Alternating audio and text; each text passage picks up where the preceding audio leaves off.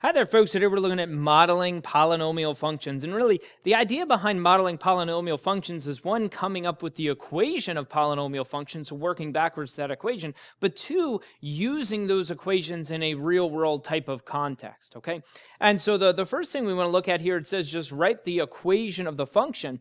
And so for this one, I have some of these critical values that I need. I have the three X-intercepts, and we'll make an assumption on this one that it is a cubic function, that it's an x to the third type of function, and that there's nothing else strange going on here. And so as we look at this one, we just kind of write this out backwards, going back to the factors. Before I would have the factors of this thing, and I would use that to get the x-intercepts. Well, now I have the x-intercepts, so what are the factors of the equation? And so if I look at something like this guy, I'm going to say y equals. If I have an x-intercept of -5, it means I must have the factor somewhere in here of x plus 5. Okay? And again, we'll assume that it has a multiplicity of 1, not something 3 or something crazy like that, based on the shape of this thing. The next one, once again, I see an x-intercept of -1, so that means I must have a factor of x plus 1. And then the last x-intercept, I have an x-intercept of 2, so I must have a factor of x minus 2. I'm just working backwards to these factors. And from here, if I were to multiply this out, I would get a cubic function that has those x-intercepts. But the question really becomes is, where does this 0, -2, where does the y-intercept come into play? Well, let me multiply this out. So if I multiply this out, notice I've left a little space here, very ominously. If I multiply out the second two, that's going to give me an x squared minus x minus 2. Again, you can take that off to the side. I just did that middle step of the -2x and the plus 1x in my head. And now I'm going to multiply this out. That involves distributing the x value and then the 5. So that's an x cubed.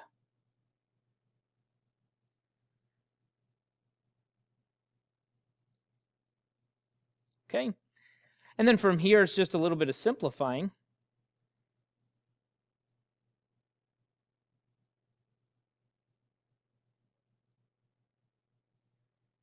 And what happens, if I were to kind of just look at this as at face value and say, okay, that's my equation, well, that equation, the problem with that equation is that it has a y-intercept of -10, and I'm only supposed to have a y-intercept of -2. And so the idea here is, yeah, I could multiply this out, but couldn't there be any value out front here that could change this thing? Like, if I put a 2 out front here, it wouldn't change the fact that I had it wouldn't change the x-intercepts, but it would change maybe the shape of the function a little bit, and it certainly changed the y-intercept. Or maybe if I had a -2 out here, it would change maybe the direction of opening, and it would change the shape a little bit, but it wouldn't change the x-intercept. So as I look at this, I could throw some value out front that multiplies by this whole thing, and it wouldn't change. It wouldn't make a difference in terms of the x-intercepts, but it would change the shape, and it would change that y value that I have. And so the idea here is that there's some a value that I have yet to identify, okay? And if there's an a value that I have yet to identify, when I get down to the end, I just have to identify an a value that makes this thing work, that essentially gives me this y-intercept of -2. And so if we think about what y-intercepts mean, remember a y-intercept, if I kind of think about this for a moment, the y-intercept is when I plug a 0 in for x. So if I plug a 0 in for x, that would give me a -10 in here. And when I plug that 0 in for x, this y-intercept is telling me that the y value should equal a -2. And now I just solve this for a. I divide each side by that -10.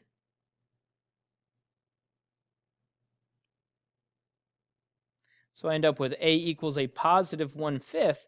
So going back up to here to this almost completed equation, well, this should be a positive 1/5 right here. Because if I multiply everything by 1/5, once again, it doesn't change the x-intercepts, but it gives me the right y-intercept. And the last thing I'm going to do is I'm just going to distribute that guy. So 1/5 x cubed plus 4/5 x squared minus 7/5 x minus 2. Now I have the x-intercepts that I need, and now I have the y-intercept that I need as well. Okay?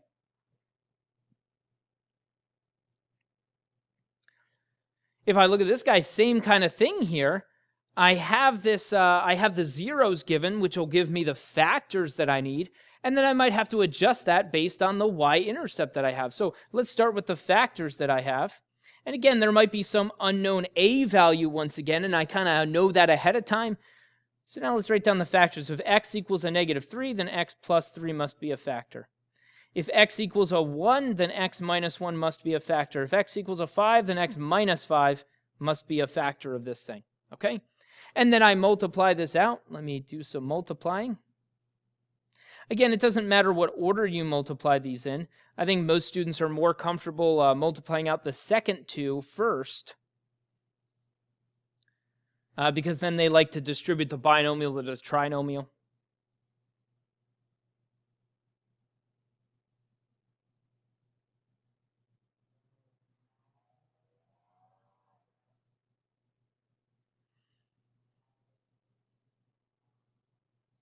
And of course, combine like terms.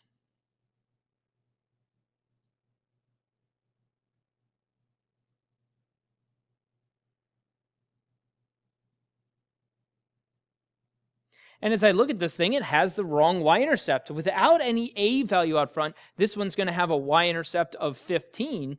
So what I need to do is I come off to the side over here. I'm going to say, hey, let me plug a 0 in for x. When I do that, I get 15.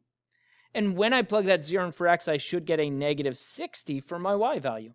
And now I can solve this for a. So essentially, to solve for a, I'm just using that y-intercept each time. I'm plugging a 0 in for x and the y value in for y, and then I can solve for a. I can figure out what that missing multiplier is. And so it looks like this. It's a -4 times this whole thing. And I am going to go ahead and distribute that guy to get my final answer here. Let me draw it up here a little bit. So y equals, that's going to be a -4x cubed plus 12x squared plus 52x minus 60. Okay? Because again, that multiplier doesn't change any of the x-intercepts. What it does is it affects the shape of this thing. It affects the y-intercept. Okay? All right, next we're going to look at identifying the polynomial based on a table of values, okay?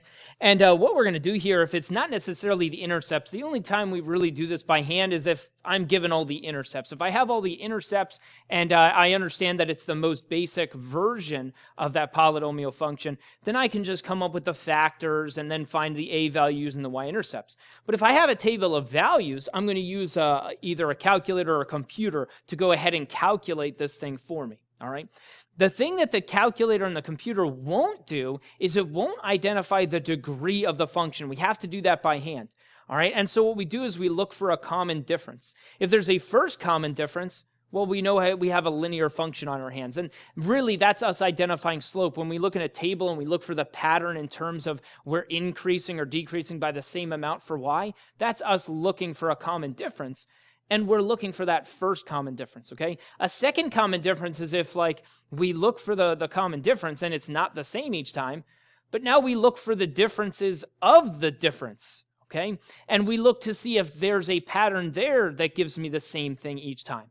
And if that's not the same, then we go for the difference of the difference of the difference, okay? And so, this sounds complicated, but it's really not. I just start expanding this table out looking for a common difference. And so here's what this looks like. Basically, however many tries it takes, however many columns I have to come up with in order to find the common difference, that's the degree of the polynomial, okay? So if I get a common difference on the first try, on the first set of values, then it's a first degree. If it takes 2 sets of values, then it's a second degree. 3 sets, third degree, 4 sets, fourth degree, and so on and so forth. And so when I look at something like this guy, I'm looking for a common difference. I just look at the y values, okay? When we identified linear equations, we always looked at just seeing if the pattern was I'm adding the same thing each time. And so here I go down by 2. So I'm adding a -2. And then I went down by 2 again, that's a -2. Down by 2 again, that's a -2. Down by 2 again, that's a -2. That's the common difference. And since I have a common difference here, since it's adding the same value every time, I know this is linear, okay? And the reason that it's linear is because this, okay, gave me the common difference. It's my first attempt, okay? If these values are not different, then I would start looking at the differences between each of these. And if those are common, then it's a second, that's the second difference, then it would be a second degree. And I just keep going until I get the same, the common difference that's the same each time, all right? And so for this one, I could punch this into the calculator, and if I punch it into the calculator, of course, I'm going to do a linear regression, okay? We don't really need to do that for this one, and I think it would be silly and kind of a waste of time for us to do that. We understand how linear functions work. This is y equals a -2x, and then I would just need to identify the y-intercept by continuing the pattern here. Ready? 0, 7. Okay, so plus 7. All right, don't forget about all the things that you already know how to do. All right, if you want to punch this into the calculator, I'll show you how to do it on the next one. All right, but this one is not worth it. All right, if it's a linear function, just do it by hand because you already know how to do those. Okay. If I look at this guy, again, looking for those differences, this one I might have to go to the calculator on. But right here, I look for the differences and I say, hey, the difference between this guy and this guy, well, that goes up 2, so that's a positive 2. And then it goes up from 4 to 7, it's up 3. Here it's up 4. And here it's up 5. And notice, I don't have a common difference here. It's not the same each time. I'm not adding the same thing each time. So this is not a linear function, all right? And so what we do is we keep going. We expand this out. Now I'm looking at the 2, 3, 4, 5, and I check for a common difference here. I say, hey, to get from 2 to 3 is a 1. To get from 3 to 4 is a 1. To get from 4 to 5 is a 1. Well, now I have a common difference. But notice it took 2 columns to do this. This is the first difference, and here's the second difference. And the one where I found commonality was the second difference. So this is a second degree polynomial, okay? This is a y equals ax squared plus bx plus c polynomial. And again, we already know how to do those on the calculator. It's a matter of doing a quadratic regression this time, or using Desmos. It's a matter of punching this thing in. So let's go and do that. All right, so on the TI graphing calculator here, we want to punch this in to our stat menu. So we're going to go to the stat button. So we hit stat, and then we hit edit. And once again, if you already have values punched into this thing, like if there's a bunch of values in here already, go ahead and delete each value. So go up to a value and hit the delete button. And if you do that with each of them, kind of takes care of this thing. The other option is to go up so that L1 is highlighted and hit the clear button. Don't hit delete when you're on the L1. And then when you go back down into the list, everything should be gone. So we're going to punch these in. Let's see, it's a 1, 2, 3.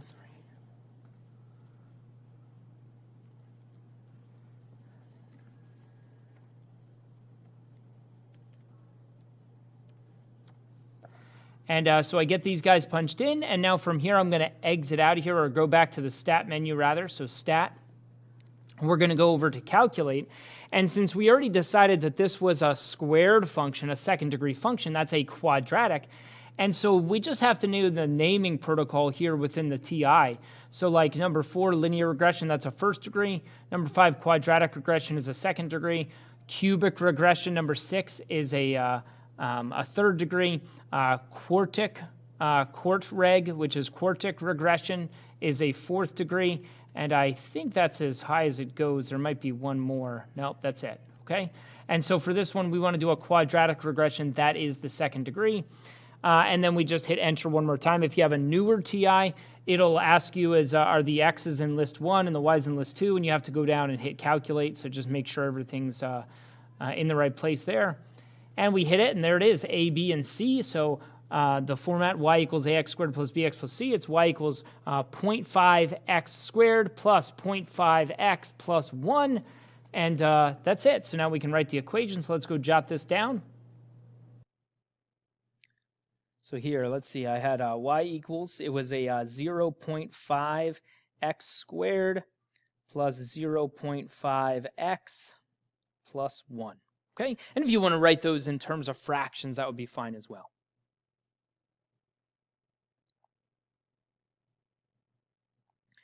And so if I look at this next one, same kind of thing here. I look for the difference. So I say, okay, the difference from 3 to 3 is 0. The difference from 3 to 5 is a 2. That's up 2. The difference from 5 to 15 is up 10. And the difference from 15 to 39 is up 24. And if we look at that, that is not the same. So this is not a linear function. A linear function, I would get the same thing for each of these as I increased. Okay? So I have to go to the next difference. And I say, okay, how about the difference between from 0 to 2? That's up 2. Here that's up 8. And here that's up 14. Well, that's still not the same. So if it had been the same this time, it would have been a second-degree polynomial. Since that's still not the same, I have to go to the next one. And I say, okay, let's try again. Let's see what happens. Here it's up 6. And then here it's also up 6. And so what I find is a common difference, but it wasn't until the third column that I found it. If it had been the same here, that's first degree, second degree. This means this is a third-degree polynomial, okay? And again, that's the information I have to identify ahead of time because the calculator or computer won't know that. I have to figure that out on my own and then tell the calculator or computer what to calculate. So let's head off and go ahead and calculate this. So for this one, once again, we go into the Stat menu, Edit, and once again, we can see that this is filled with the previous example. If I just hit Delete and I keep deleting each of those, that's fine. Or the other option, you go up so that the list is highlighted, hit Clear, and you see it disappears from this bottom line, but it looks like it's still in the list. As soon as you go back down, now it's gone, okay? So now we punch these guys in.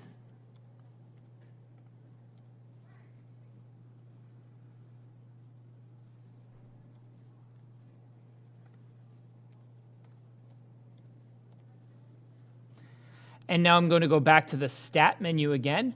I go over to Calculate, and we already decided that this was a third-degree function, and a third-degree function is a cubic function, so I go down to number 6 for a cubic regression.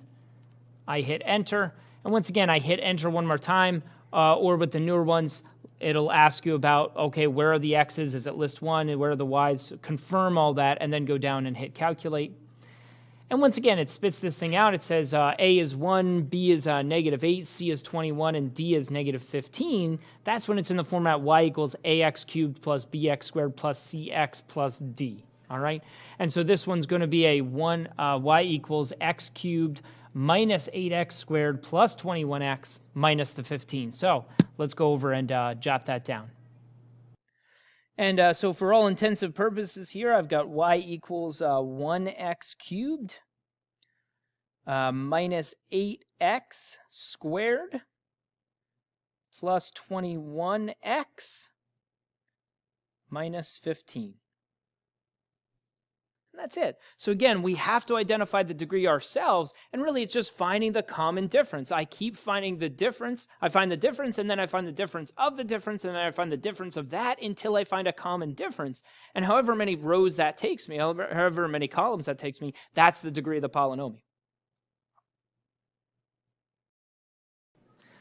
If I look at this guy, so this is kind of using polynomial functions to model a certain situation. So in something like this guy, so I have a piece of cardboard that's 20 inches by 36 inches. Let me draw my piece of cardboard, of course. And again, it was 20 inches by 36 inches. And what I want to do is I want to cut the corner. So I'm going to cut a square out of each corner. And I want to cut all of those squares the same side. And then I'm going to fold up the tabs that are left to create a box with no top. Okay? And so the idea here is I'm cutting away at this corner. And I'm going to do the same thing to each of these corners. Okay? And I want to cut the same amount, the same size square from each corner. Okay? And so what happens is if I were to cut this, all right, imagine that this piece on this end, if each of these was gone, just pretend they're not there anymore, okay? What it does is it gives me like these little tabs right here. If I kind of draw that line, we can kind of see this guy right here as a tab, okay? And if I were to fold that tab up, it would give me one of the sides of the box. Same thing here. If I were to make a fold right here and fold that side up, that little tab that's there, okay, it would give me another piece of the box. Same thing here and the same thing here, okay? And so maybe it would be better if I redrew the picture. But essentially, once I cut those little squares out, what I have is something that looks more like this, okay? And so here's what I'm talking about in terms of these tabs. So like this guy right here, if I were to kind of fold that up, that would be one of the sides of my box, okay? And hopefully you can kind of visualize that, kind of making folds and each of these things that I have squiggly lines on. Imagine those folding up off of this paper. Now I'm looking down into the bottom of the box, okay? And so what I want to do here is I want to calculate the volume of the box, but I want to maximize that volume, all right? And so I have to determine, well, what size cut should I make? And so the idea here is, if I call that X, okay, so the size of the cut is X. I could visualize it over here as well, X, okay? That's the thing I have to be smart about. I have to make the right size cut in order to make the volume of this box the most it could possibly be, okay? And so now I need to think about the dimensions of the box itself. See, once I fold those tabs up, the box is not going to be as big as the original cardboard, okay? Because again, if all of these pieces represent X out here, okay, that means that the bottom of the box, the length of the box is this purple piece right here. Well, it was 36 inches, right?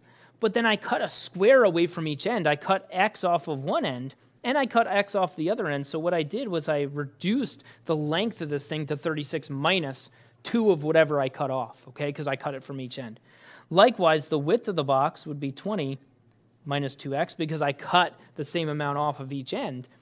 And to think about the height of the box, as I fold up these tabs, think about what the height of the box would be. Well, that's the value of x, okay? So the height of the box is going to be whatever the size square that I cut, okay?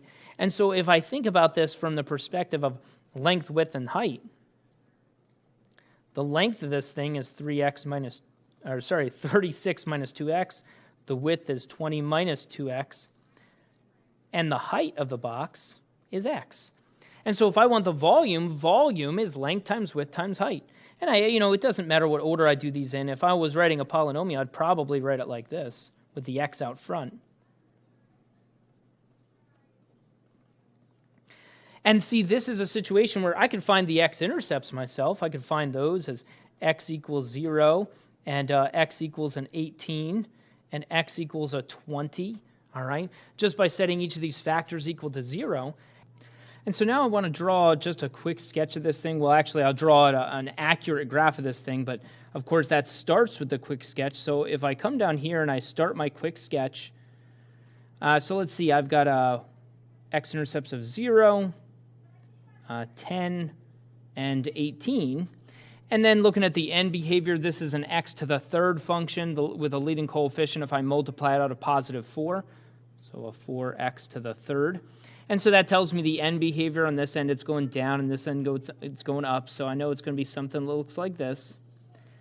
And then I go to either my graphing calculator or Desmos, and I find the rest of these values. I fill in the gaps. I get my accuracy. And when I do that, I'm not going to show it here because we should already know how to do that. But when we do that, I get 4.127, 1345. Down here, I get a 14.54, negative 913.6. But now the question asks me to maximize the volume here. And as we look at this thing, the graph itself, the y values on this graph represent the volume because the v was what this thing was equal to right here. So v is the volume, so y is the volume essentially, and x is the size of that little square, the size of the cut that I'm going to make. But then the question is, if I want to maximize the volume, as we look at this thing, like here's a point that's higher than all the rest.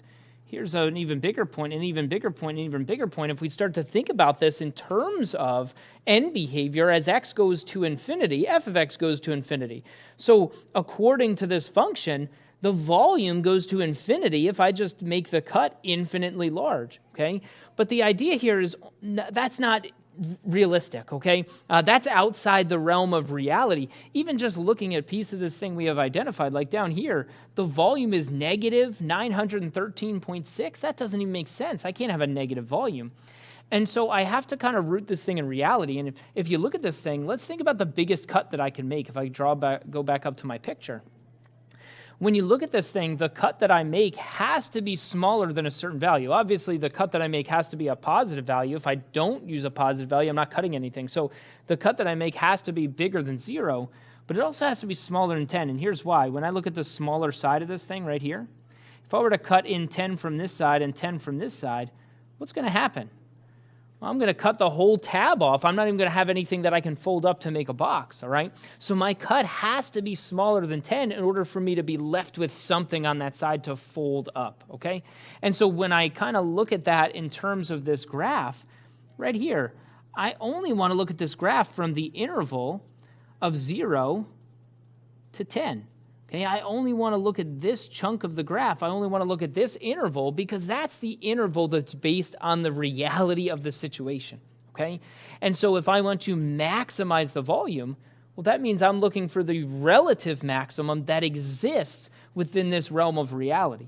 All right, and for this particular example, that means making a cut of 4.127 inches. All right, so that's the cut that I want to make to maximize. And then if it asks for the volume that I'll get is the y value there, okay? So understanding those pieces and how to interpret them, I think this one just asks for the size of the cut, which should be 4.127 inches, which is about 4 1/8 of an inch, okay? And so again, we're using that idea of the polynomial describes the volume, all right? But not all of this polynomial is using realistic values. And that's why relative maximums and minimums become really important, because I'm looking for the intervals of the graph that are rooted in realistic answers, okay? And so when I do that, now the thing I'm looking for becomes a relative maximum, or in some other cases might be a relative minimum, okay?